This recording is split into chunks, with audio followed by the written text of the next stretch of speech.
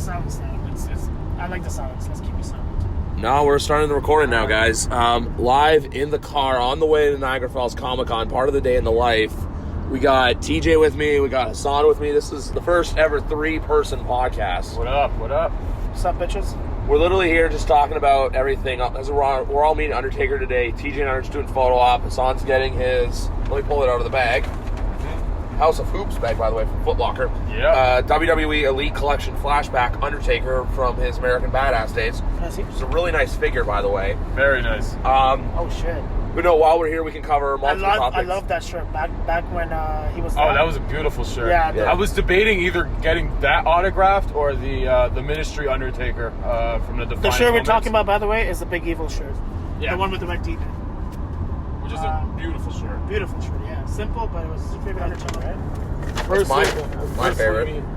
Yeah, that's my favorite Undertaker for sure. Second would be Ministry Undertaker. Yeah. I love the Ministry Undertaker. I love the look of him. I just loved all the gruesome and I love the goatee and the that the sleeveless attire that he had. Yeah. That was actually the Ministry Undertaker was good. I loved all the gruesome shit that he did in the Ministry, man. I remember one time he hit Big Show in the head with a baseball bat, and like the fucking wood from the baseball bat like flew into the crowd. That was just amazing.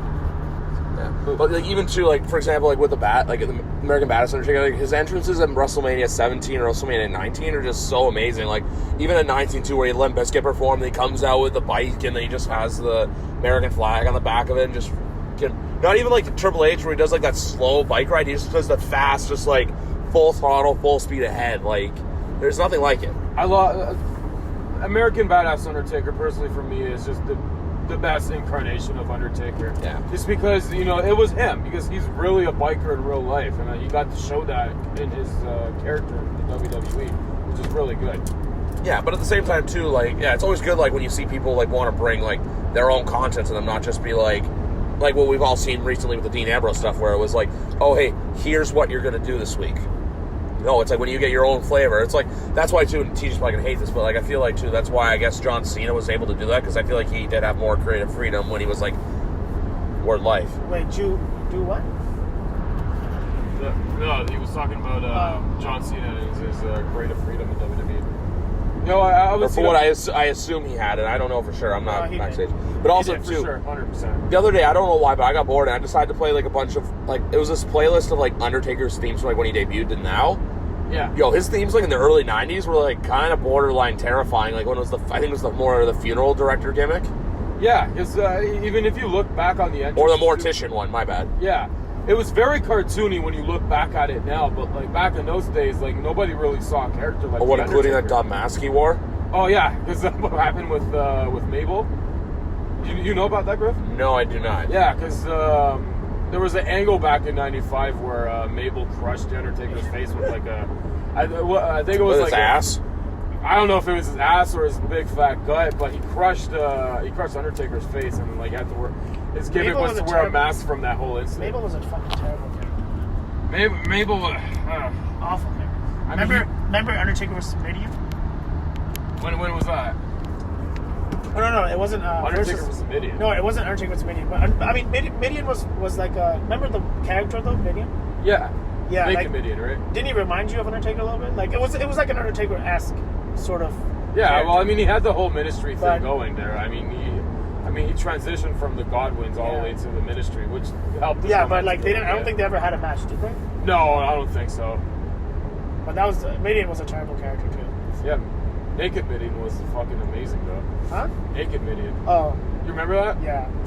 He's coming in the ring just, like, straight naked and shit. But then, to the other entrance, like... What do you guys think about Kazarni?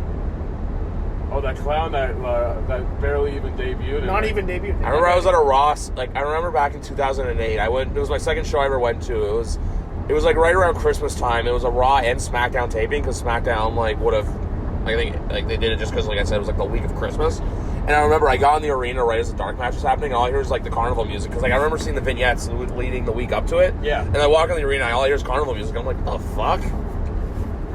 Like, what was his gimmick supposed to be? Just like an evil clown or something like that? No, fucking Carney. Just, like, crazy, out of the blue. He had, like, one match against MVP, and then we never saw him again. Yeah, because they realized the gimmick was shit. And By the way, R.I.P. to the greatest hardcore / 24/7 champion ever, Jinder Mahal? Bob Holly. No, not Bob Holly. What am I saying? Crash Holly.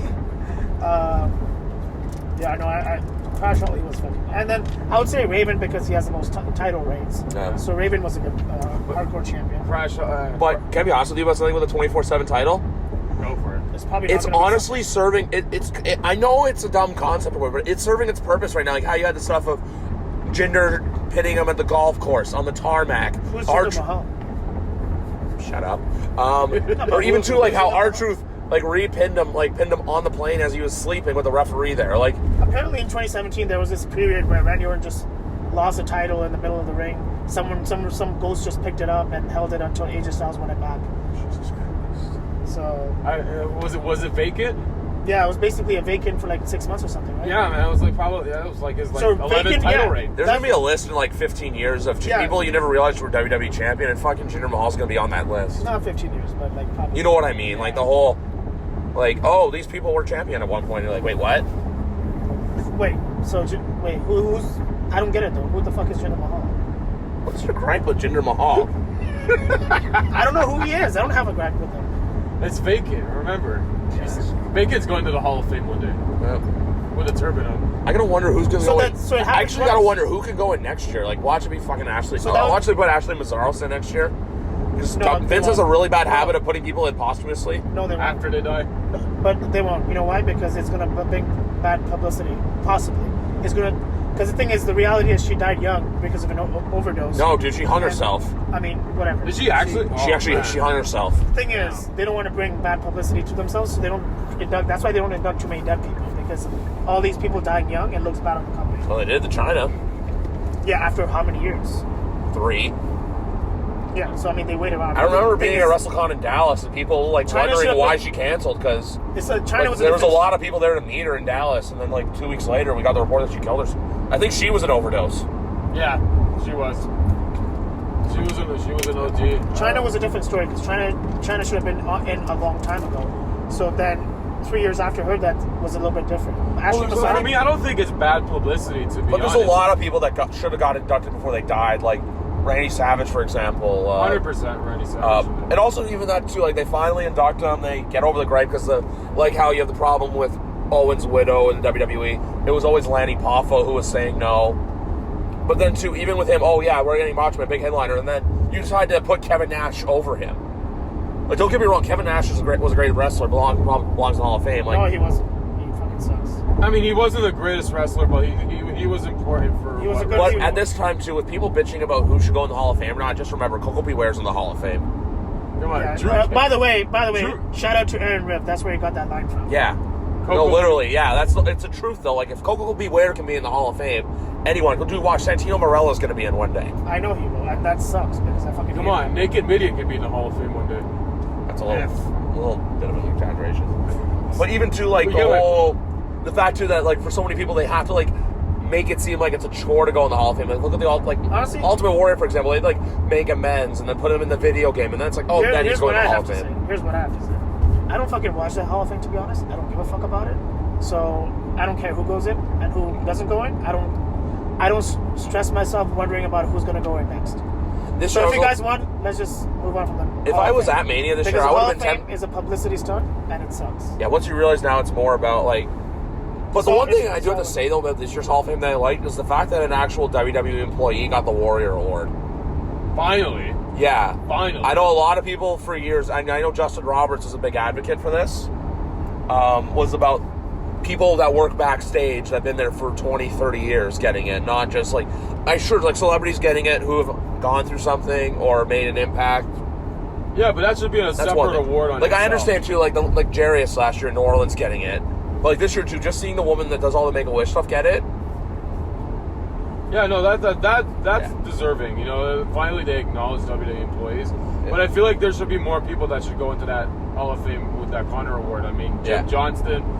I don't know if Earl Hebner will ever go into the Hall of Fame. I don't even know if he's made amends with the WWE after what happened. I don't think Earl Hebner will ever go in. Do you know about that incident with Earl Hebner? Yeah, the Montreal Screwjob. No. No. It was You know, he worked a couple of years after the Montreal Screwjob. But what happened was, apparently Vince and company caught him and his brother selling fake WWE merchandise, and then they fired him. I think that apparently that's not a gripe to have with someone. That's yeah. And they're selling. I believe that was the story. That's like you having a gripe with someone because you're fucking selling drugs on like at your workplace to people. Yeah, apparently that was the story. But like I guess since then they haven't really made amends since then. Well, it's like also too another reason why China didn't get along because Stephanie McMahon's a complete bitch. Oh yeah. Basically, stupid. Triple H and China were dating. Stephanie knows the story. Stephanie Triple H cheat. I know. I'm just saying. And then they cheat on each other. And then did Stephanie get China fired? I think it was like a contract negotiation that they may have had with China, and like China wanted certain perks onto her contract, and Vince didn't want to do it, so they kind of went their separate ways. Dude, there's some of the perks you see now though. It's like impressive, but at the same time not really. Like most of them, it's like, oh, we'll pay for your flights, but then like you still got to pay for your hotel and health, and if you get injured, that's coming out of your pocket. Yeah, like. Do you think? I don't think it would kill WWE to take like a couple months off, but at the same time too, like, you know, they won't. And that goes back to the discussion of the whole independent contractor situation with WWE, which I think is a complete farce in my opinion. Like, if you have them go out there and work indie dates, like if say for example, if you get someone to appear, not even at like an Impact, for example, because I think that's like pushing it a little bit, but like just some random independent show in their hometown. For one, you're going to sell a lot of tickets because people are going to want to go there. You're going to meet the person so they can just put money in their own pocket. Yeah, and if it's WWE run, then I mean they'll definitely work out a way with like the promoter just to get their cut out of that whole show, right? And also, too, the other dumb thing I found with WWE was those reports about them finally wanting to cancel Monday night house shows. Like, why are you putting house shows up against Monday Night Raw? That's stupid too, and they do that for NXT as well, especially on takeovers. NXT's a little, yeah, like too. I remember seeing the Saturday that like, oh, I want to watch NXT, but I'm at a house show, like. But this NXT also came up really all of a sudden too. The NXT was supposed to be last night. If people don't know that, or probably do know, it was supposed to be last night in San Jose. They were going to do like what Impact did in Toronto with Rebellion, where they do the pay-per-view and then they do tapings the next night. Yeah. But what happened was Saudi decided to run the Saudi show on Friday, so then they had to do it the week earlier. I really still think that Saudi deal is just it came back to bite the WWE in the ass. I mean, they're making a lot of money from that whole Saudi deal, which is great for business, but I mean, this whole Saudi deal is biting them in the ass with all this controversy that's happening with them. Well, there was a report Monday that came out about them, like, some, like, stuff about, like, a 10-year-old kid. Yeah, a 10-year-old kid with, like the 10-year-old kid that's gay or something, like being hung or, like, killed and shit. And also, too, the fact that, like, oh, they wanted to put Natalya and Alexa Bliss on the show, but they said no, like... I don't know. I honestly don't think they're ever going to put women in... but then why do you let Renee Young on commentary, then, if you're going to do that? Oh, she was in commentary that night? Apparently, I think so. Like, from what I heard from that, I think it was... I don't know if it switched from, like, Raw match, like, how they do, like, a Raw match, it's the Raw commentators and SmackDown, it's the SmackDown guys, but I know, like, for the, like, Goldberg and Undertaker, it was... I think it was Renee, Corey, and Michael. Oh, wow. Who apparently, I don't know if you know this or not, but that whole report about apparently Michael Cole, like, got really pissed at Pat McAfee for wearing shorts at Mania. Oh, I didn't hear that. Because, you know, Pat McAfee wore, like, the suit with the shorts? Apparently there was a report that came out that said, what was it? Basically, Michael Cole, like, Pat McAfee almost walked out because of it, but then Michael Cole didn't realize that was his gimmick. He thought he was just, like, making a farce out of everything. I didn't hear about that. I heard about what happened with Rosenberg, though. Yeah, apparently they don't want him anymore. What was the story behind it? Apparently they just said, like, no, we don't need you. Oh, wow. Like, Rosenberg knows his shit. Why the fuck don't you want him on your air? But at the same time, he is kind of annoying. Now, Sam Roberts is more annoying than him. I like yeah, Sam and they Roberts. put fucking JBL on the panel for, like, the top 4 shows. Like, get the fuck out of here. Yeah, it's Michael. How can you not miss that, guys? I don't know. I'd rather see Michael Cole and Taz again. That was a good duo, and I'd say Michael Cole during the Ruthless Aggression era was at his best, in my opinion. Oh, and backstage interviews wearing golf shirts with tucked in jeans and the highlights, frosted tips. Late 90s, early 2000s. To be honest, it's like, when I watch that stuff, part of me always regrets, like, oh man, I wish like I had been in tune at that time, but I was only still like a little kid. No, I remember Michael Cole, do you remember that whole Heidenreich thing? Yeah. Major Bone. That was like, what, 04? Yes. What was Heidenreich's gimmick anyway? He seemed like Brock Lesnar, but he actually wore trunks. Yeah, I guess Heidenreich debuted like a little after. It's an MMA type gimmick. An MMA type of gimmick, but they wanted to. Hiding. Yeah. He had Paul Heyman with him. They were like pushing this guy to the moon. He debuted a little after Lesnar left in 04. So yeah. I'm thinking they kind of need that kind of big guy with the fucking military cut, and they really wanted another Brock Lesnar in there. Yeah. So I felt that's what came Heidenreich, and they put him with Undertaker in a program, and then after that they just fucking buried him. Can I be honest with you though? What? Why do you? I think Brock Lesnar's. No, I know. I just want because. The whole Brock Lesnar beatbox thing is honestly probably the best thing Brock Lesnar has done since he's come back. Honestly, I agree. Like, he actually, his personality just doesn't stand there jumping up and down anymore. Like, he's actually showing, like, a little bit of personality, like, having fun. I think Lesnar's having fun doing it, too. Yeah, that's what I'm saying. Like, he's actually having fun with the character, like, doing everything. Not just standing there, too. And then even the whole, I didn't realize I had a year until I had to cash this in or whatever. Like, if you leave that suspense cash in, and even, hell, have him cash in, like, have him hold the title, like, last year from, like, November, December till Mania. Yeah. Do it. And then, like, if he loses the title, then he could just, like, cash in and just get the title back. No, I'm saying cash in, like, November, like, at the next, because you know they're going to run another Saudi show in the fall. Yeah. Have him cash in there, for example. Like, do what he did this year, except don't have fucking Baron Corbin bury Braun Strowman. Which, by the way, that's one character I don't even want to get into because they've managed to ruin him. Oh, he's done now. He's done. Yeah. Easy. Guy hasn't even had a proper WrestleMania match. Fucking 2 pre-shows and the tag team stuff. Yeah, he's pretty much buried now, man. He's not buried. It's just, like, wasted opportunity. Yeah, that, and I think he's buried now. Like, if they're going to push Lars Sullivan to the moon. That guy's shit. That guy's so bad. Is it because he hates your kind of people? No, he doesn't hate my kind of people. No, I can't believe that, though. I think WWE wasn't the right to do what they did to Lars Sullivan. But, I mean, at the same time, fucking fans are just such social justice warriors at the same time. So, I mean... Dude, like, it's like I said before, it's such, like, with WWE's... I feel like WWE fans, in a way, are kind of, like, relatable to, like a drug addict or an alcoholic, where it's like, oh, I hate this stuff, I'm not going to watch it anymore. Like, when an alcoholic says, I'm going to quit drinking, but then they're drunk the next day. Yeah. You're bitching about the show on Monday. You're going to watch Tuesday. You're going to watch the following Monday. And you're going to complain about it on Twitter. Yeah, and you're going to bitch about it on Twitter. Like, last Monday, I put on Raw for, like, 5 minutes, and I literally looked at myself and... That's such a cliche thing. I'm tired of hearing that shit. No. What, me, or... So, if that was true, WWE's ratings would be the same as fucking Attitude Era. Or we would have as many fans as that time. So, obviously, people do stop watching. It's just like... Why do wrestling fans keep talking about other wrestling fans? Just live your life and enjoy the time. Exactly. Yeah, like, I'm honestly even like when I'm just okay. This is gonna be maybe unpopular, and I'm going on a tangent now, but I'm tired of hearing people talk about other wrestling fans. Just do your own thing. Yeah. Who cares? The same people who go on about smarks are the ones who act like smarks. Like, even too, the whole thing with, like, how last year people, like, made a big deal out of me giving Fastlane an 8.5. Like, why do you care so much about what I think about a show? Or even to, like, people have a problem with me not giving the Royal Rumble an 8 out of 10. The fact I said 7.5 out of 10, like, exactly. Why do people care so much about what you think? And I'm guilty of this, too. You shouldn't think people like that.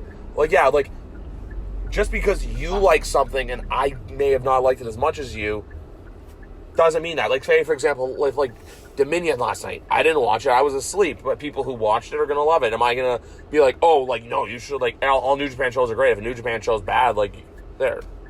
Yeah, like, here's the thing with wrestling fans, too. Like, it's such a double standard sometimes for wrestling fans. Such a double standard. And I'll even go on the rim and say this, and if you want to call me out on it, call me out on it. Double or nothing. You know, people don't mention the fact that there were a lot of fuck-ups in that show, too, from the commentary, and there were botches as well From the I still love the show, but at the same time, you can recognize that it had its flaws, which is fine because guess what? It's there for a show, so it's not a knock at them. No, yeah, it's definitely not. Yeah, and I know you don't even mean it that way. Yeah. No, and no show's gonna be perfect, but the fact that you don't mention that, but then when WWE fucks up something, you know, just in the very minimal. It's like, oh my god, I can't believe they're doing this. What the fuck's wrong with them? I should probably mention Ivan's tweet. You know the one that's like, meanwhile in WWE, and he shows a picture of R-Truth with golden hair. I'm like, golden wig. I'm like, you could have literally done that, but been like, meanwhile in AEW, show a picture of, or New Japan, show a picture of Kenny Omega dressed like a fucking chick. Yeah, it's like okay, anyone can say shit like that. But also too, right now, AEW is like that. AEW is like that shiny new toy that just came out on the shelves, where everyone wants to play with it. Everyone's gonna like love it, but then after a while too. They're like they say all this stuff. Oh yeah, we have 6 months of content ready, and like just because like say for example too like with All Out, they have the match between Hangman Page and Jericho. Mm-hmm. People are gonna be mad if one wins or one doesn't win. Like people are gonna be like, oh, Jericho didn't win, or Hangman Page. Say if Jericho wins, it's gonna be such a wasted opportunity. No, but I go back to what we were saying. What I was saying about other wrestling fans generalizing other wrestling fans. You can't say that. Like people are gonna be mad if Jericho wins, or people are going to be mad if Adam Page wins. Yeah, but the thing is, there's always going to be people who are mad about something, no matter what you do, right? Yeah. Nobody's going to be satisfied. Yeah, like there's millions of fans, so there's never going to be a unanimous 100% agreement on anything. So why do we keep harping away about what people think? Just give your own opinion. I mean, Justin talked to me about it. He made a good point why Jericho should win. I thought, maybe Adam Page should win, even though I'm a Jericho mark, but Justin made a good point, and he'll probably talk about that whenever he does, but... Anybody want to go to this passage to India straight ahead? But Jericho should win that. I do agree. I understand. I got to meet you, but I will say that because it's been hard to keep up with any content anyway with WWE because there's so much fucking content, and I'm not going to put 7 hours of my week aside just for wrestling. AEW is something I'm going to actually be following, and I can follow completely because they don't have they don't have that much content. So AEW definitely has a fan in me. I will definitely be watching it because again, at the same time, at the end, I would hope all of us are wrestling fans, not just WWE fans, because those fans do exist where they're just WWE, and that's all they are, and they have to shit on everything else. Those fans do exist, but we're not those fans. No. We're actually going to watch everything, and if it has to be critiqued, if it's a bad show, we will say it's a bad show. If it's a good show, we'll say it's a good show. I mean, I wasn't saying I can't be honest with you. There's something I know. That true say I understand, but no, the one thing I wanted to say is, you know what shows the 2 shows I've attended in the last year that have been really good. What? Which one? Both Impact pay-per-views we went to. Oh, 100%. You know why? Because at the same time too, look at me too. I was in the second row, and you're heckling them. I feel like in WWE, if you do that, they're going to ignore you. Yeah. The fact that I got called a bitch by Conan, stuff like that, it makes you feel a part of the show and a part of the crowd. That small 100%. Environment. Sure, they're a professional company, but at the same time too, they get a strong indie feel from it. And I think there was I can't remember all the matches off the top of my head how good they were, but there was a couple net ones. But at the same time too, you had such great matches. There's a lot of traffic right now. Yeah, I think it's just the park in the convention center. Park somewhere else maybe. Yeah. You guys want to go to this bar? Just park right here even. Park at this buffet or in the Comfort Inn lot even. Yeah, let me see how much they're going to charge. We're talking about the Impact show. Yeah. Both of them, honestly, both shows that we went to were just absolutely amazing. And the fact that they really restructured that whole company to where it is now. They just decided to do that. When they went up against the Machine in 2010, they failed miserably. But then now, with everything, they just, but now, they're actually good. Yeah, 100%. And it's such an enjoyable show. If they come back, maybe next year or next time they come back to Rebel, always go to a pay-per-view at Rebel. TV taping, I don't know, just because I don't want to sit there for 3-4 hours. But the atmosphere too, the venue. And also, it's just such a small venue, where... I love the venue. I love the lights. I love the setup of it. So, before, even when Slammiversary came in, and they announced it at a nightclub, it's really... At Rebel? It works. It works, But honestly, I was optimistic, because I was like, this is something different. the lights are gonna work properly.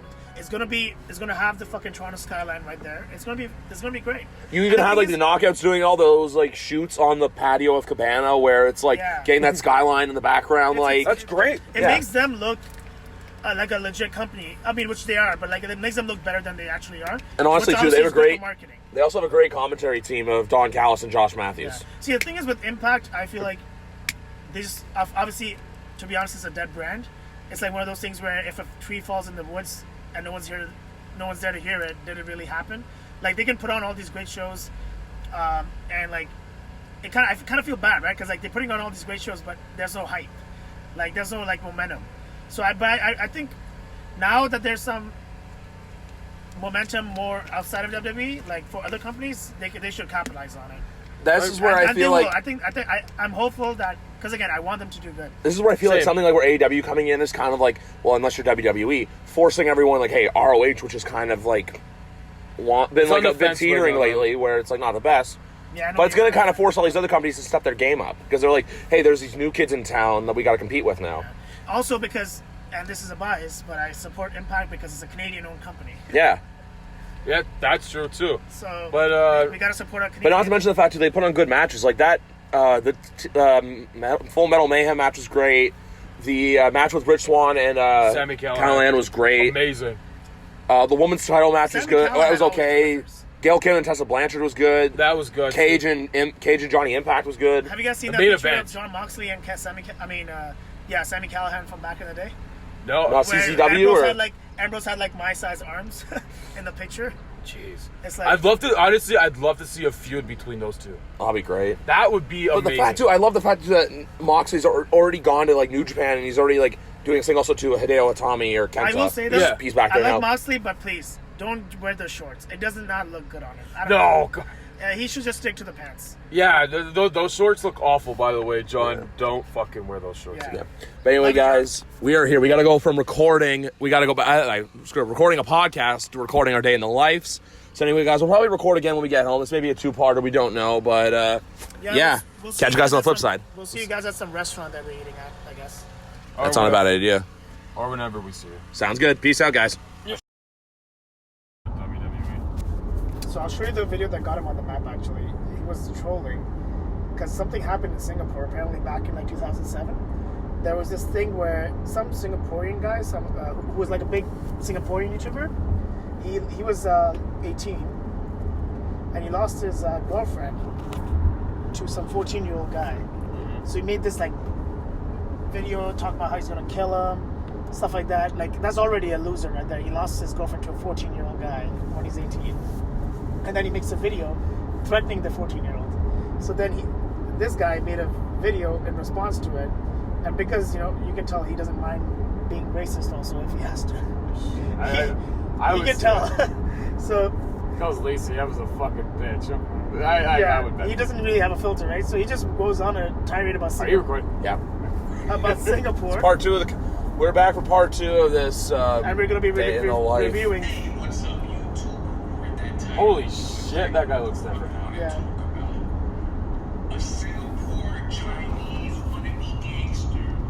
I gotta stop recording right now because there's a video going on and I don't want copyright. So I'll be back in a few minutes. So we're back with more of the podcast. CJ's showing us some video from this YouTube guy. But sorry. No, it's all good. But now we're just here chilling right now on the QEW, driving back to Toronto. Yes, sir. Yes, sir. But no, he was just talking about like Super Showdown and like Stomping Ground. I honestly, it's like I was saying before, I think we're going to get the same shit at Stomping Ground that we did at like, if we get a Super Showdown, like the same stuff from there. But then Extreme Rules 2, I feel like those two pay-per-views are going to be subpar, but then hopefully SummerSlam's a good show. Yeah, I'm hoping SummerSlam's going to be a good show, and I'm expecting a good card to come out of it. But as of late, especially with Super Showdown, not a good show from what I personally haven't seen it, but like, seeing the tweets on Twitter and seeing the reaction from everybody that's watched the show, it wasn't good. And even the only match I really watched from that show was the Taker Goldberg match, just because when you hear about a botch fest, you're definitely gonna want to watch it. So I ended up watching that. that match, and it was just a complete clusterfuck, man. It was a disaster. I only watched like what I saw on Tashar's phone this morning. Oh, that was your first time watching too? Yeah, like I was like when the show aired, I was at work, and I was just like, I'm thankful for that. I don't give a fuck about this show. No, and usually these Saudi shows are not meant to be good. They're more meant to please like Saudi, the princes, and then maybe the Saudi community if they do enjoy that kind of shit. The only thing I liked about the show was the fact that like the ringside was not all like the Saudi princes, that it was like normal fans sitting ringside. You kind of trolled me earlier with the fucking guy in the green shirt in the front row. Yeah. If they had actually gone to that, I don't think I'd be mad. I think that's just a weird form of dedication. It is, and it's really weird to see those guys not being there at the show, because you always see those guys in the front row, like Kerry and the guy in the green shirt and all that. Yeah, they'll be at SummerSlam. 100%.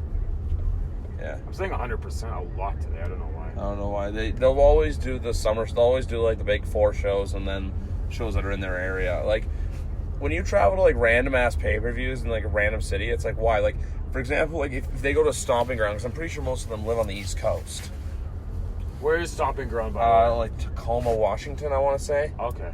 So I know Extreme Rules is in Philly, so you'll probably see them in Philly. They're going back to like Tacoma in like years. They're going to Tacoma because the Seattle arena is under renovations. Yeah. But it's like the first pay-per-view in Tacoma in, what is it, 7-8 years or something like that? Probably first TV show in like 7-8 years. Yeah. Wow. Because I know they've done Everett, they've done Spokane, they've done Seattle numerous times. But no, the Seattle arena is under renovations because they're getting the hockey team in 2 years, I want to say. Mm-hmm. That's good. Yeah. I'm happy for Seattle. Well, San Diego was supposed to be getting the pay-per-view this Sunday, but then they switched it, and that didn't go over well with the San Diego community. Yeah. Ouch. Yeah.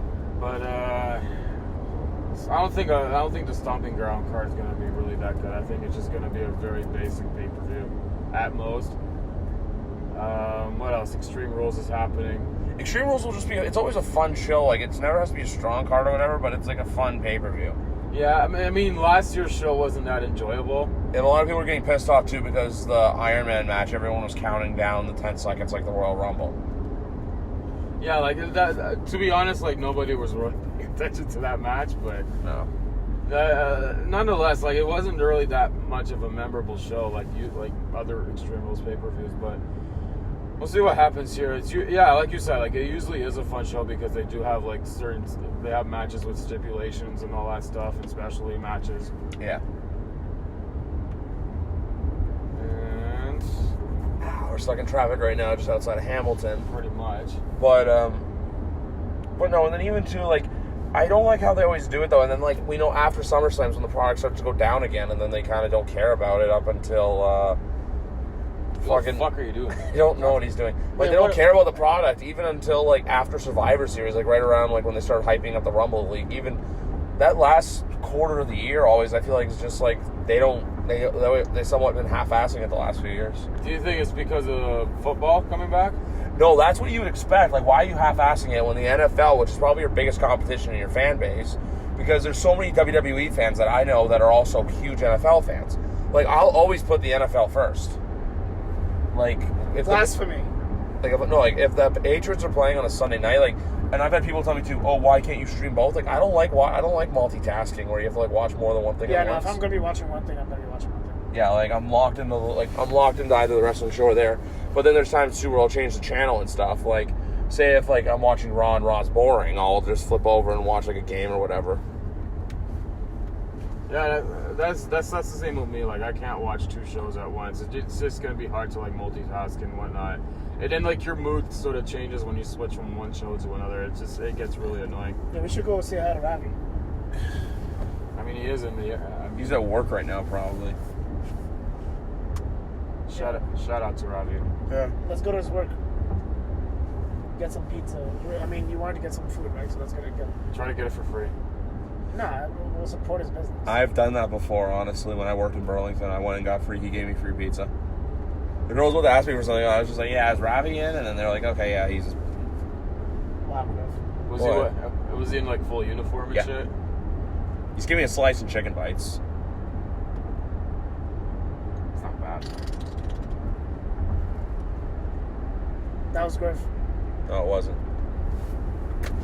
Not supposed to have dead air while you're filming a podcast. Well, we're recording a podcast. We're not filming a podcast. Like, Whatever. We're only like half an hour into this thing. So like, we can end it whenever we want. But no, because even to like, you know what I was saying before, the whole dead time. Because then like, you're gonna have Hell in a Cell then Clash. The one thing this year that I'm kind of disappointed they're not doing it is Evolution. Like, it was such a success. That was a great show last year. Yeah, and I remember everyone too calling it like Bimbolution or like having like a 3 chores match and shit. Like, honestly, he's calling out Ryan Falcone there. no, I'm not. I'm just saying. No, there's more people that like saying like no. Like, he was saying it too. Like, I know like he's partially like I don't know if he's partially joking or not, but at the same time too, like, why can't people respect the like? You know what I mean? Like they did put on a good show last year when a lot of people went into it thinking it wasn't going to be that good of a show. That's what happens because that was a Triple H run show.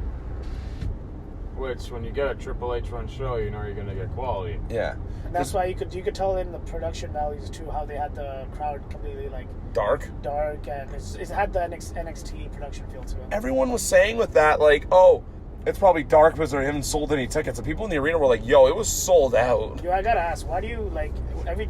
I'm just saying, every time we talk about anything in wrestling, you bring up what some negative people say. Fuck what. But no, it's just because it's like so. Even WrestleMania 17, we talk about it, you'll be like, oh, but these people are saying this. It's like, okay, it's the greatest pay-per-view ever. Like, just.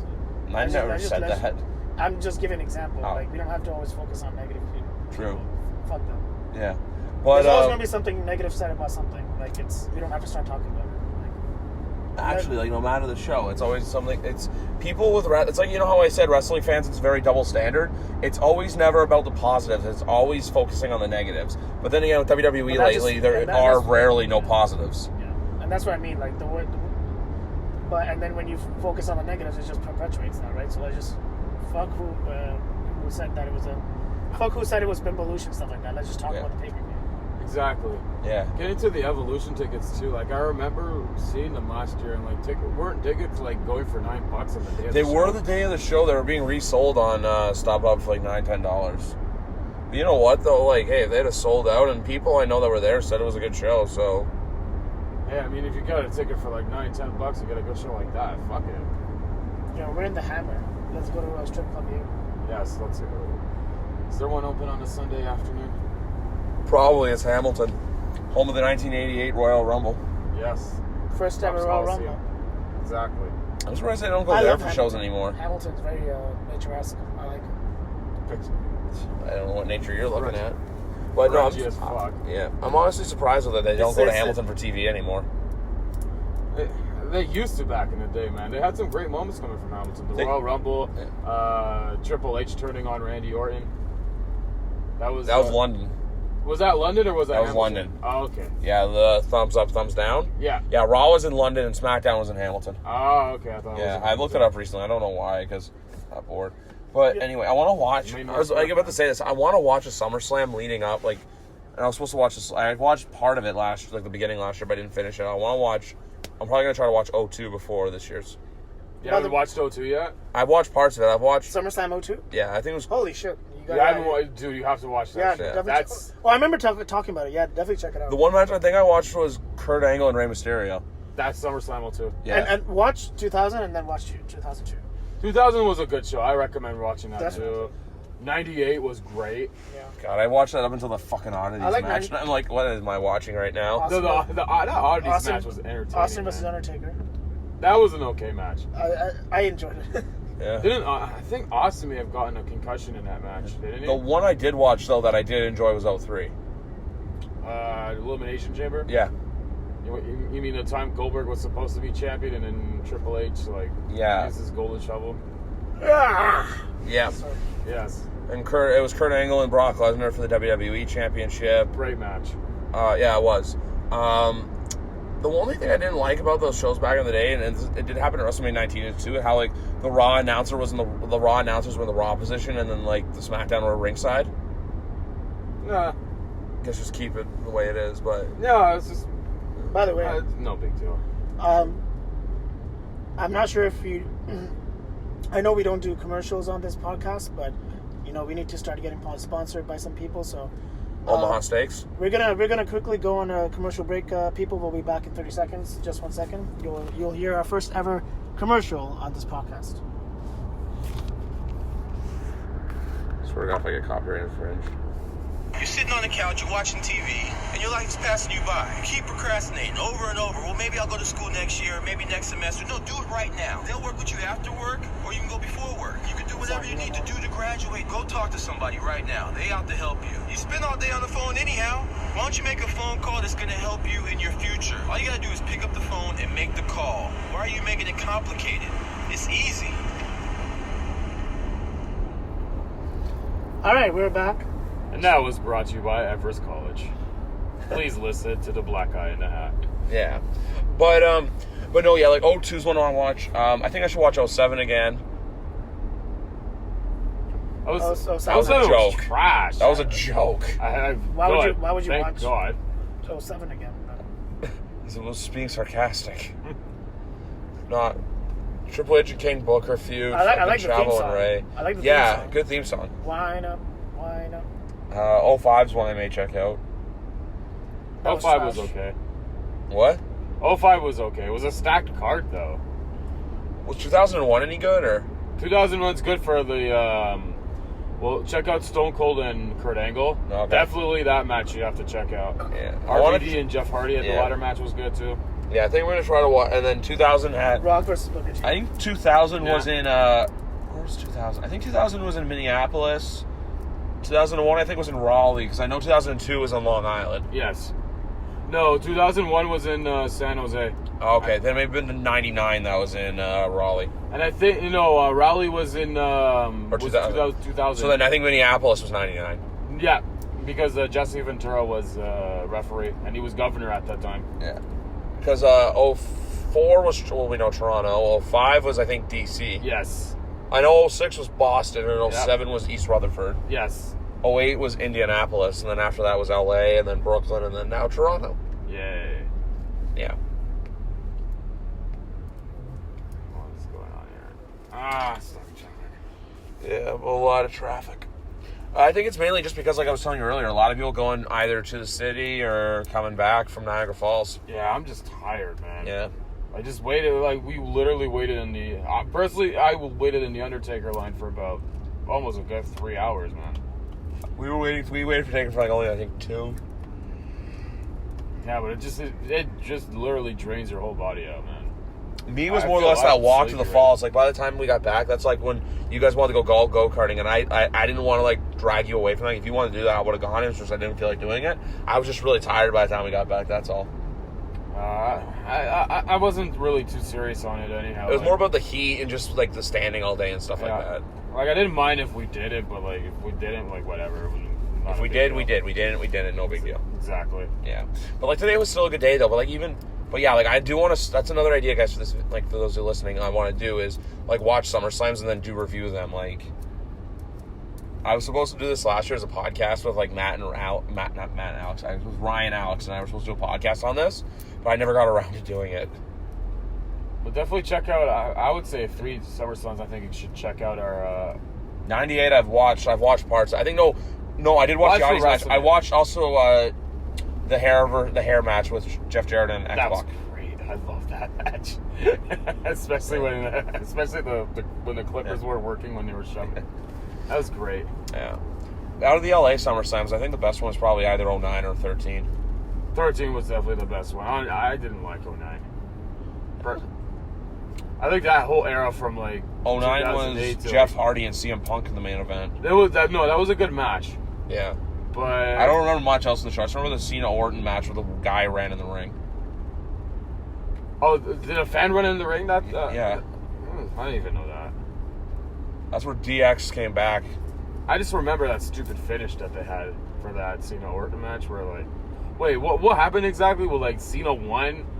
Cena was going to win, but then some guy came in and like grabbed Kyoto or something. Oh, yeah. Yeah. Like it was some weird botchy finish. Yeah. Another SummerSlam. 2012 was probably the worst one in LA. That with Triple H and Lesnar. That was Triple H, Lesnar, Punk showing Cena. Like, that match with Lesnar and Triple H was horrible. It was really slow. Really slow. Yeah. No, but I was surprised Lesnar won the match because I thought Triple H was going to win it. Yeah. Triple H won at Mania. He lost so bad he cut his own hair. Yeah. And then 13 had one of my favorite matches of all time with Punk and Lesnar. And that was a great card, too, man. Yeah, Cena Bryan was a really good match. Punk and Lesnar, and you got... the Alberto Del Rio Christian match was pretty good, too. That was 2011, wasn't it? That was 2013. Oh, I'm thinking Orton and Christian, my bad. Yeah. That was 2013. Yeah. 2014 was the one we went to, was okay. That was great. I thought that was a great SummerSlam. Oh, yeah, well, yeah, I remember TJ was marking out so much because he saw 3 different title changes that night. Because Ziggler beat Miz for the Intercontinental, Paige beat AJ, and then Cena Because lost to Lesnar. back then, 3 was actually a rare sight. Now it's like fucking 5, and like WrestleMania 35 had like 5 or 6 title changes. Let's see, Universal changed, WWE, Cruiserweight, Both. Raw Tag, Women's Tag, Both. Intercontinental, United States. All changed. No, United States I think was the only one that didn't. No, it didn't. Raw and SmackDown, so that's already at 8. Raw, SmackDown, women's titles. Yeah, that's why I just said Raw and SmackDown. I was going to say women's titles. Raw tag titles. No, wait, the Cruiserweight. U.S. title change? That's why I said, what? Did the U.S. title change at WrestleMania? No, I think it's the only one that didn't.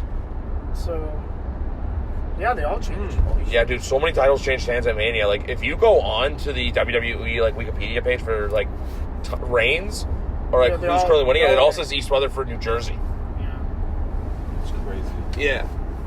Like in New Orleans, I only remember Rollins won, Jinder, It had like 4. Intercontinental, U.S., Both world titles. Nia, No, both world titles retained Nia. because Charlotte beat SmackDown Asuka. tag titles. And Did you mention SmackDown that? tag titles. Yeah, did you mention that? And Raw tag titles, so 5 Yeah. in New Orleans. Orlando was, I think, somewhat less. WWE title. Universal, Yes. no Intercontinental. I don't no. know. I don't think the United States Championship was defended on that show. Yeah, it was. Kevin Owens was. Oh, that's right. Yeah, that was another... Was that another that title was a change? title change. Right? Yeah. Yeah, Jericho. Yeah, Owens beat Jericho. Naomi. Yeah, Naomi. Bailey retained. Dean retained. Neville retained. What about the tag titles? SmackDown weren't defended, and that was the Hardys winning. So 5. Yeah. 32, we had Triple H beating Roman. Or Roman beating Triple H, my bad. Zack Ryder winning in a shocker. Charlotte, if you want to count that as like... Yeah, Yeah, no, changed. that was a new title. That doesn't count. Someone had to win it, of course. Yeah. Yeah. It wasn't changing hands. So 2 so far for that one. United States Championship didn't because By I know. the way, this is when WWE finally. This is the last time WWE had like 5 titles. After that is when it became like 9 titles because they introduced all these new ones. Because there was no SmackDown Women's Championship. There was only 5 titles at that time. Yeah, there's just the There was Women's a WWE, Championship. Women's tag titles, Intercontinental and United States. They were the only 5. Yeah. Kalisto retained. Kalisto retained his U.S. So title. many champions to have. United. I know, Yeah, but Kalisto- 32 was the last one that actually had only 5 titles. Not to mention the NXT championships, the NXT UK titles. Well, NXT UK is its own thing. I'm kind of glad they're actually. I think what I it's don't smart like? that they're running that show though the same day as All Out. But you know what's stupid? What? Is that they introduced the WWE. I feel like I'm the one of the few who notices this. They introduced the UK title as a WWE UK title. Then they named the brand NXT UK. And now, so when they introduce all these other titles, they call that NXT UK Women's Championship, NXT UK Tag Team titles. But then it's WWE UK title.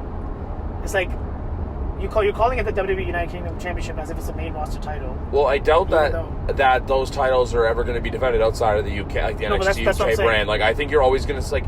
No, but that's what I'm saying. Like the WWE UK title should not be named WWE UK title. It should be Yeah. named NXT UK title. It's just I like to keep up with the NXT UK brand because I did watch the first NXT UK takeover back in January. Blackpool. Yeah, Blackpool. It was a good show. Great show, I liked it. Yeah. Rhea Ripley could get it all kinds. Yeah, but my girl Toni Storm won. Oh yeah, of course. Yeah. But even too, like with that show now, the only problem I ever had with the UK title was the fact that it didn't change hands like that often. Like they've only had 3 champions since it was introduced in 2017. Remember, Pete Dunne held that thing for almost 2 years. He just lost to Walter WrestleMania weekend. Great match, though. I love that. There match, wasn't man. a dude.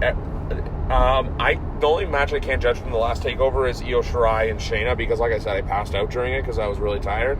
Yeah. Because like basically what happened was when I was watching Takeover 25, I was out, but by the time I got home, the main event was starting, so I got to watch the main event, and then I went back and watched everything. Not a bad match on that show, except like I said, excluding Shayna and things, I haven't seen it. Even New York, Phoenix, and War Games were all perfect shows. Yeah, we went to War Games, me and TJ. That was a fucking amazing show, dude. That's one of the main reasons why I want to do Survivor Series. Isn't even for Survivor Series, it's for War Games. I guess it's just you want to go to see like an actual War Games and see the set and shit like that. Exactly, like, yeah, see War Games and then go to, like, if I go to that trip, like I said before, I'll only do Survivor Series, NXT, and SmackDown. As we know, SmackDown moves to Friday nights in just a few months. We're just gonna be popping by the time it gets to Fox. I think Fox is gonna probably trying to get their foot in it, and I feel like Vince too may stop it, but at the same time too, you paid a lot of money for that. Fox is paying a lot of money for your program. They're gonna wanna. They want to have some say in the product too, Yeah. right? Like I know for a fact Fox does not want WWE to produce a PG product. They want them to produce a TV-14 product. They want it to be more cutting edge. They really want them to step it up. And then $1 billion investment, man, that's big money right there. So they're gonna definitely put their foot in the door, put their foot in and say, "Listen, this is how we want it." And then WWE's gonna oblige. I mean, you know, whatever new USA or NBC says to WWE, as they are a stakeholder in the company, they're gonna do it. Yeah. Do you think too it's also Kevin Dunn's doing with the whole stuff, or do you think it's just purely Vince? I think Kevin Dunn has some say to it. You know, I feel he is in Vince's ear a lot, and I don't even want to say it's Vince's fault per se. Like, I mean, he is the chairman and he is the face of the company, but I do think as well there's a lot of factors that go into their decision making in terms of their product. I think it's maybe Kevin Dunn, maybe other influences like Michael Hayes, but there's also like the network, maybe sponsors that are telling him to do this, maybe like... That's the reason why Fabulous Moolah got pulled from the Battle Royal thing for WrestleMania, because, hey, once the news got out that, yeah, she was actually a complete bitch and that she, like, treated people horribly. Well, she was... well, the big rumor was, like, she was a pimp. Yeah. Back in the day, and then Fabulous Moolah. Yeah. And that really upset people, and Snickers got a hold of it, and boom. No more. Because as we know, Snickers has been the marquee sponsor for WrestleMania for at least the last 3. I think it goes back to 32. No, I would say like the last 20 years, man. No, but Snickers was there, but I think they just started bringing it back like within the last few years. I thought Snickers was always their sponsor. No, but like emphasizing it. Like 32 was the first one. I think they were really emphasizing it. Yeah, that's what I mean. 31, like no one really bought a Snickers for any reason. Yeah, like 30. You know, like at Access, how there's this Snickers booth, and you can go get multiples, like those little Snickers bars. Yeah. Yeah. I know, but Snickers always had a good relationship with WWE. Yeah. So when they got a hold of that whole Fabulous Moolah controversy, that nope, we're not doing that. And guys, if you're ever pissed at whatever WWE, you know, whatever their decision making is, like if you're not happy to it, go to the sponsors. That also happened with Lars Sullivan as well, believe it or not. Didn't somebody go to like one of the sponsors? I think it was Snickers or somebody else, and basically told the sponsor about what happened with the whole Lars Sullivan thing, and then sponsors got a hold, and then WWE got a hold of it too. I think so, but I'm not 100% sure still. I also know that he's really sensitive and blocks everyone on Twitter. How does he? Yeah. Apparently it's like Kevin Owens territory. Yeah. Well, I mean, that's a pretty messy situation he's in too. Like, I mean, the fact that fans, you know, there are actually some fans, some like social justice warriors. Like, I'm not praising Lars Sullivan for what he did. You know, what he did was pretty stupid, but I mean, the fact that you got that much time out of your fucking day to dig up somebody's old tweet from like 2007, 2008 on a wrestling forum, dude, that you really must not have a life. It wasn't that. It was like the person it was that the people that used to talk to him, that they were actually friends with him online, that were like, wait, is that Dylan? Is that the guy that he used to talk to? Like, they were like, wait, what is that? Is he become a wrestler? And then they were the ones that exposed him. Oh, okay. Yeah, like he would talk to people online, and then they were the ones. They were like, "Wait, is that guy? Like our friend back in the day, online?" And then they're the ones that basically blew the lid off it. That's how word got about it. Another question I wanted to ask you guys: does anybody else deserve to be called up to the main roster within the next, say, 4 months? Are you kidding me? Just wanted to ask. Like, you see how 56 main roster guys did not wrestle the last 3 weeks or something? No, we don't need any more guys. Nope, I really don't. Actually, if anything, there should be a mass like exodus down to NXT. At least move 5 or 10 guys from the main roster down to NXT. Two guys who aren't doing anything and just send them to NXT. Like, I don't know why they can't do that. Look at Tyler Breeze; it's working for him.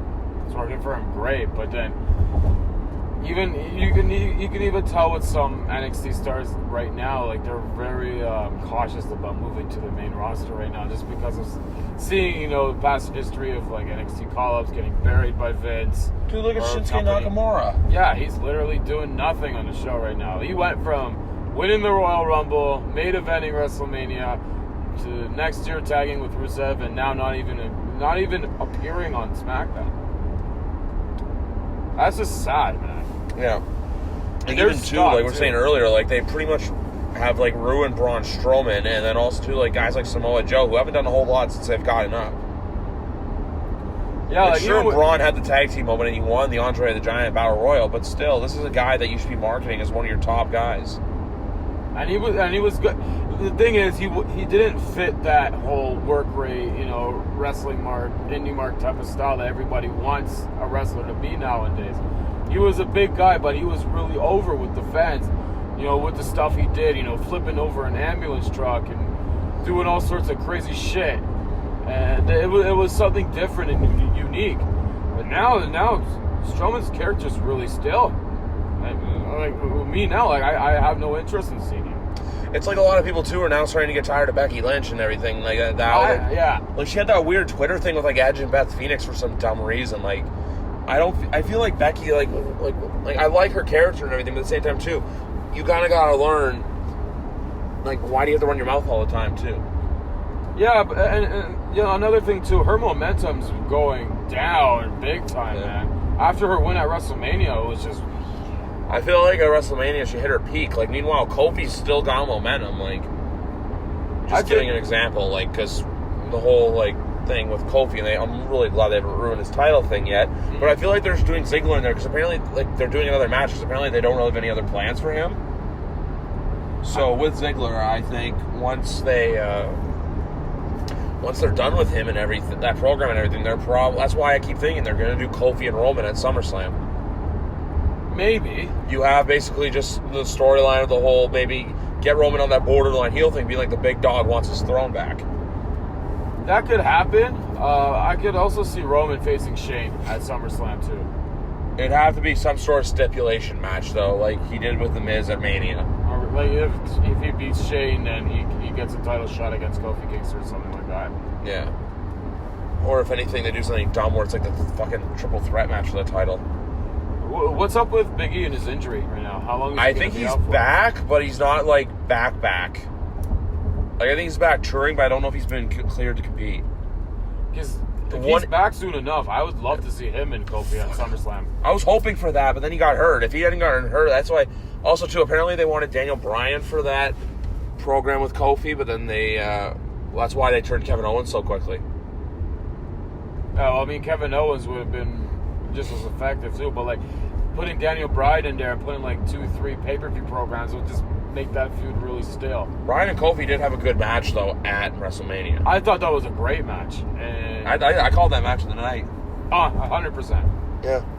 That and the Miz Shane McMahon match was great. Well, that had that one great spot in it off the Speaking of WrestleMania 17, very WrestleMania 17-esque, in my opinion. Remember Triple H and The Undertaker, when The Undertaker threw him off the camera? No, you mean he chokeslammed him off the scaffold? Yeah. That was great, except you saw all like the support in the boxes underneath where Triple H landed. But the same thing happened to The Miz and everything in that match. That's another guy, too. Still, it was really cool to see. That's another guy, too, that's like, he's stuck in limbo right now as The Miz. Like, honestly, keep The Miz heel. What's he doing right now? I don't think he's doing anything, really, ever since the Shane feud died down. Oh. But did he win that cage match that he had against Shane? I don't think so. Oh. Money in the Bank, I don't think it was a cage match. Was it a cage match of Money in the Bank? I think it was a cage match, dude. I don't know. I didn't watch Money in the Bank because I was at Game 3 of the conference finals. Same. Humble brag.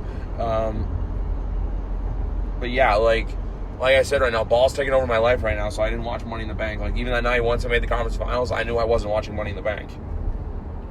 No, I wasn't too, man. Like, the Raptors and what's happening to this city right now, with the Raptors being in the final, is just... Like, that's the talk of the city. Like, you can't not miss that. You know what I mean? Yeah, like, even though it's 2 months away, if we win the chip, people are still going to be, like, it's still going to be pandemonium for the Raptors SummerSlam weekend. You're going to see people wearing jerseys, like, starting chants during the show. It's not going to be, like dumb chants. You're going to hear a Let's Go Raptors chant. Well, unless... Like, I would be willing to bet money on that someone starts that chant. Oh, yeah, 100%. That'd probably be me. I would start that chant. Of course you would. Probably. Was it Cabana? No.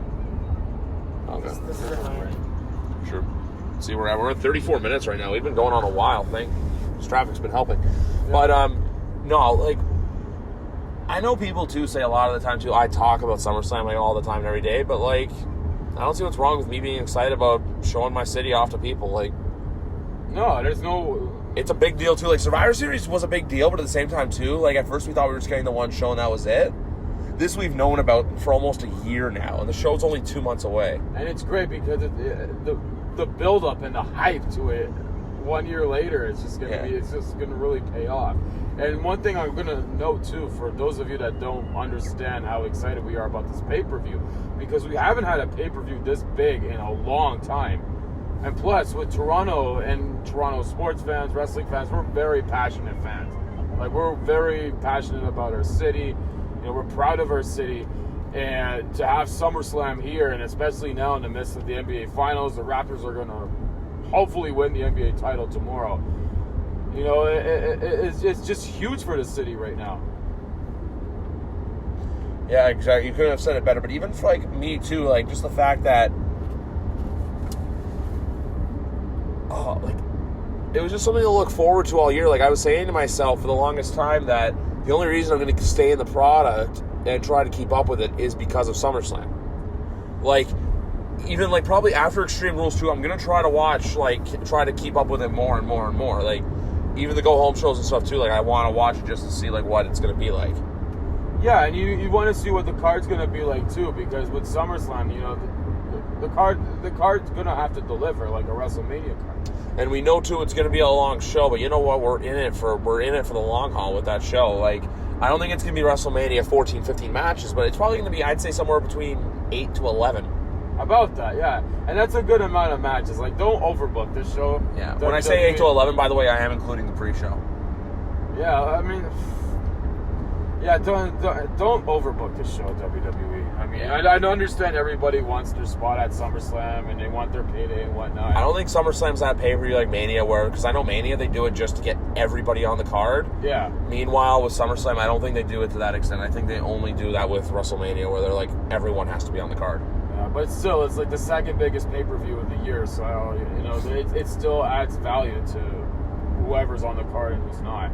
There's a lot of people who do consider Royal Rumble bigger than SummerSlam, just because I think so the precedence of it, and also because what comes after. But I always consider SummerSlam just because it's always billed as the biggest party of the summer. There's like more added to it. Like Royal Rumble's just starting to go into stadiums and stuff like that. Yeah, and I would also say so, like SummerSlam, they usually have bigger and more stacked cards than the Royal Rumble. Because the Royal Rumble sells itself obviously on just the one Royal match. Rumble match, exactly. Yeah. On the Royal Rumble, you only need to book like 5 or like on the actual pay-per-view and stuff, you need to book maybe 5 or 6 other matches besides the Rumble, because you have 60 people dedicated to the 2 Rumbles. Well, now. That's like literally a 5-6 hour show right there. Yeah. 2 hours of the Royal Rumble, and then you got like the other matches on top of that. Yep. But the Royal Rumble's going to be in Houston this year, right? Yeah, Houston, Texas. That's become a really big WWE city in the last, I'd say, 5 years or so. Like, where they're starting to go there more. They're starting to do, like... And also, to Houston, I have noticed, because I do like... I don't know why, but I like to pay attention to the ticket sales and stuff to see what the show's going to be like, how sold out it's going to be. Yeah. And, which, by the way, out of the shows outside of SummerSlam, NXT looks like it's going to be the most sold out. And, like, Raw and SmackDown. SmackDown's going to be probably like last year, where there's not a lot of people. And then Raw looks like... I'd say Raw probably will sell out 70 to 75%. Yeah. NXT, I'd say 80 to 85. Because we all know SummerSlam sold out. It's going to be the hardest. It's going to be the hottest ticket to get that weekend. Yes. Like, there's still some people I know that need to get tickets for that show. How are the resale prices on stuff? I think there's still a lot. Yeah, but like, how's the prices though? I haven't checked in a while. I don't know. I just saw the platinum pricing that's like over $1,000 on Ticketmaster. Yeah. Those are the only tickets available on Ticketmaster. That's the only tickets available. Like, we all got, like, during that pre-sale, I don't know a pre-sale where besides WrestleMania, because WrestleMania, there's obviously so many tickets to go around, where people got so lucky where everyone managed to get a ticket for that show. Yeah, but the great thing about this year's SummerSlam too is, like, it's a good thing that you kind of sent out that pre-sale code for SummerSlam when we bought the tickets. Man. I had people at the show that night. Yeah. I told them, once you get a pre-sale code, please let me know. And also, too, it said Wednesday at 10:30, and I'm like, yo, I think that may be tonight. I think it was Brady Livingston, and on Twitter. And then next thing I know, I refreshed at 10:30, and I messaged you guys being like, yo, it's on now. Go get your tickets. And then everyone got your tickets. Like, I think Ravi and Justin are both in section 101, 102. I think you're in 101. Yes. TJ and I here got them floor seats. And Section 4. It's like southeast floor is our section. It's a great thing we got our tickets that day too, and just took away a huge headache. And it's like I always had that like worry in the back of my mind of like, what if I don't get tickets? At face value. Yeah. At face, because if I didn't, I would have probably just waited until like the day of the show or something. And we got tickets to that show. On the Friday, I think it was on a Friday. It was on a Friday, and the pre-sale. The pre-sale was on a Wednesday. So nothing for that pre-sale. Nothing. Yeah, no tickets at all. So like, even too, I remember I had someone messaging me saying, "Hey, should I get tickets right now? There's this pre-sale going," and I'm like, "Yes, get your tickets now. Be safe." Like, because there was like saying, "Oh, I may wait for the other pre-sale." I'm like, "Don't do that. Like, it's gonna be harder because." I don't think a lot of people knew about the first pre-sale, besides the people that either went to the show or do live in the Toronto area. Yeah. Because besides that, I don't know anyone who's traveling from out of town who got tickets on that pre-sale. Like, everyone else who got tickets are just all the people that are local. Yeah, but I don't know about those pre-sale prices on StubHub, man. They usually for SummerSlams they go insane. Yeah, like for example, TJ and I could probably go flip our tickets and make double. We could probably make $500, make $500 a seat for where we're sitting. I think you could too. And guys, I wouldn't. The only reason I would do that is if the card was absolutely atrocious, but I doubt they're going to do that. Yeah. But guys, a little tip if you guys are going to buy your tickets, I would say way closer to the date, because that's when people are going to start to panic on StubHub, and then they're going to start to drop prices on StubHub as well. So if you guys want to save your money, don't worry about it. Buy it at the last second. If not, try to see if you can buy it from a scalper or whatever. Like, what did you do for Survivor Series tickets, by the way? We bought ours a week before the pay-per-view, right, DJ? Yeah. Was it a week? Yeah. It was a week before. Yeah. So we bought it on. It wasn't StubHub. SeatGeek? Was it StubHub or was it? No. Yeah, it was StubHub. AXS or Access. AXS is it's a ticket company. Yeah. So that we bought our Raw and NXT tickets off that site. Why don't you go StubHub? Why don't you go? So you bought Raw and NXT off StubHub or AXS? AXS. Okay. And then Survivor Series, we bought it off StubHub. Okay, so Raw and NXT. Okay. Yeah. Cool. We bought the Raw tickets last, I think. No, Survivor Series. Because Survivor Series, we bought our tickets probably like, I would say 3-4 days before the show even happened. Because I remember I was messaging Victor about it too, and he was selling us tickets. But then I saw tickets at a better price on StubHub, and I think he had floor seats to sell. No, it was lower bowl. Okay. It was lower bowl, but I just saw a few for a better price. Yeah. It's like me too with NXT. I saw those 2 pairs for sale. I got section 121, row 4, and then like seats up in like the boondocks, like 321, row 17. Yeah.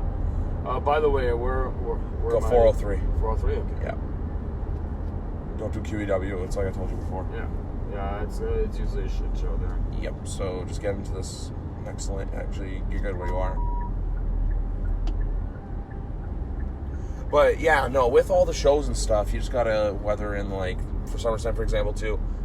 Even wait, like, I remember at first, like, I always used to kind of laugh at the people that would wait last minute to get their tickets and be like, why? Because I always like that security of having your ticket. Mm-hmm. But you know what? Like, now I realize, too, especially even with, like, a show like SmackDown Live, you don't have to get it right away. Like, with SmackDown, like, I'm gonna wait. Like, there's a very good chance with SmackDown, I don't buy my tickets till maybe, I'll probably get it before the day of, but even I remember, too, Survivor Series weekend 2016, Anish didn't have his Raw ticket, and he managed to get a ticket on the day of the show off Ticketmaster. Because that's the other advice, too, I have for people that are going to SummerSlam. Ticketmaster there's a good chance Ticketmaster will release seats closer to the day of the show for face value. They will do that, too. And another example, too, Raw came here last year in August. Dude, you're good. Okay. There's a car right on the side. I mean, like, you're good to stay in this lane. Yeah, so last year...